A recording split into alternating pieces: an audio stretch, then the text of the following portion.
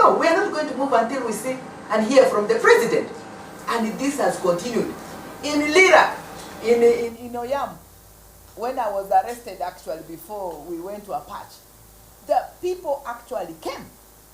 The communities gathered immediately. Power of the communities this time. We are in charge of this. It is not the military. So for me, it is in action. It is very powerful. It is. They said no, we are not going to move until we see and hear from the president. And this has got by military.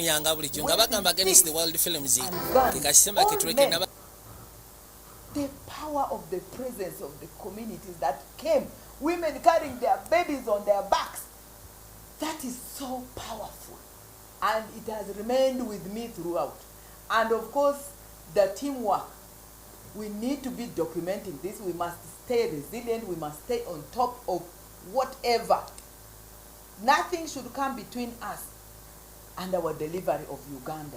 We are now focusing on vote protection, because that is the messaging all of you are telling us. Please, how are you going to? Because even if now you don't come in and we are going to vote. Nope. But are you going to protect? I have thrown that question back. Are we going to protect?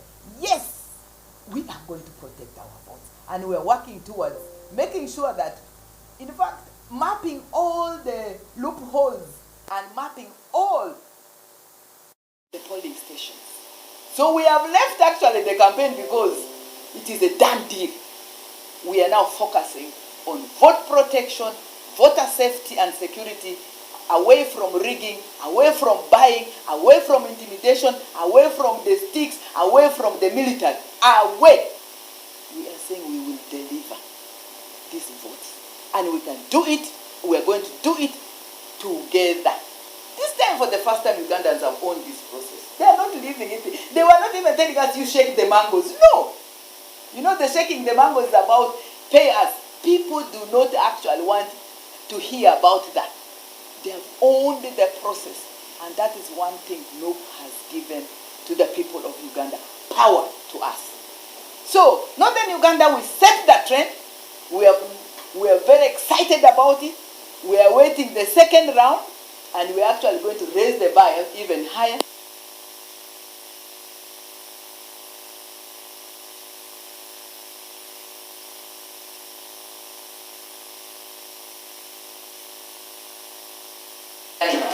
This is not your struggle alone. This is our struggle. We want to thank everybody for that. I think you have been look at this.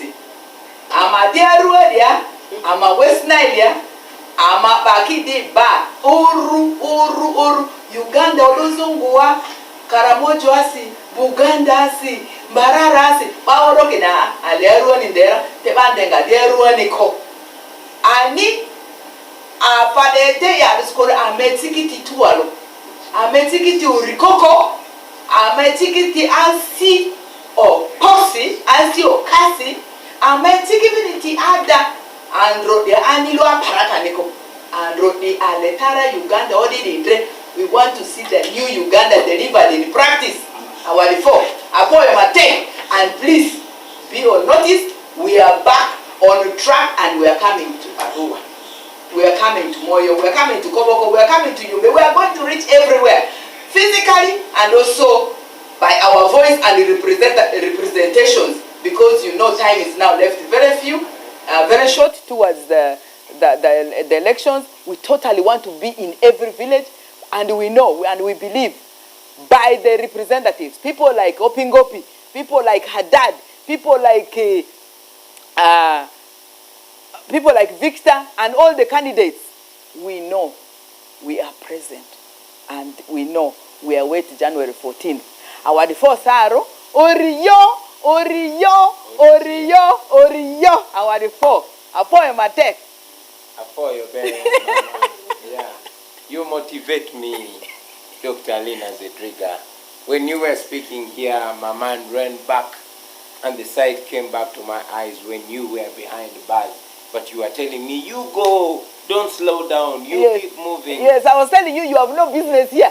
You have actually lost. You are supposed to be in a patch. At the next and I'm glad you humbly. I want you to know that You inspire me. You inspire the girls of this country. You inspire the people of Uganda. Thank you. Ladies and gentlemen, let us, that was the Deputy President in charge of Northern Uganda, Mama Honorable John Mugisha, Deputy President in charge of Western Uganda. Kindly welcome to floor and give us a brief of Western Uganda. People power. Our power. People power. Our power. Thank you very much, my president. I must say that the Western leg started with a challenge because while we were originally supposed to start in Barara, in Chindura, in Sindiro, Tungam, and Kundi, but that is when the principal and the rest of the members were staying here in Kampala, and we couldn't finish that. So we started the following Monday with Chedegwa, and Chedegwa was a little bit very hard actually, because there were a lot of arrests. Our venue was changed in the morning, and we were told to move to another venue, and the rest of the supporters were in prison. However, as I always say, that when God has said yes, nobody can say no. Because this is God's struggle, and He's doing it right in His own way. We proceeded to Chenjojo. Chenjojo, the venue was also changed. They took us very, very far. Those of you who are conversant with the geography of that place, there is a place called Mutiti. But as God would always have it, there were people there at the playground of Mutiti, Second Teachers College. There were people there, and we thanked God. We proceeded Fort Koto City. They also threw us very far away from the people. They took us past Virka. Those of you who know Virka very well, very far from the town. We had a wonderful meeting there. People were in thousands along the way, but what was very annoying was the police. I really don't want to call it police, because I have not seen real policemen throwing tear gas in the midst of people. People's homes are along these roads where we are told to pass, but then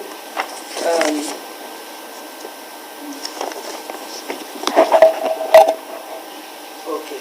Now people's homes, people live along these roads where we are told to pass, but you see the police mercilessly throwing tear gas in people's homes. They chase them away from their homes because they are just, some of them are just on the compound and they are watching people pass.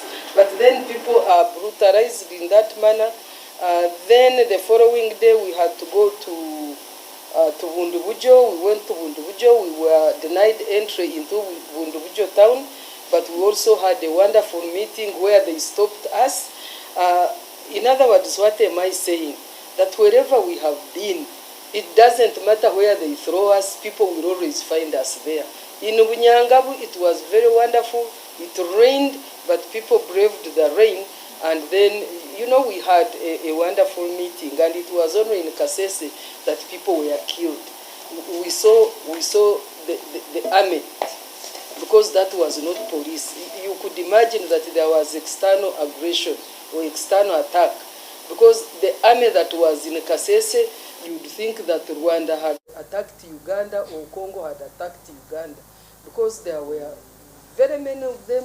They blocked us. We couldn't move left to right. We stayed in the middle. People were so many. Then they started shooting live bullets and killing people. We saw several young people who were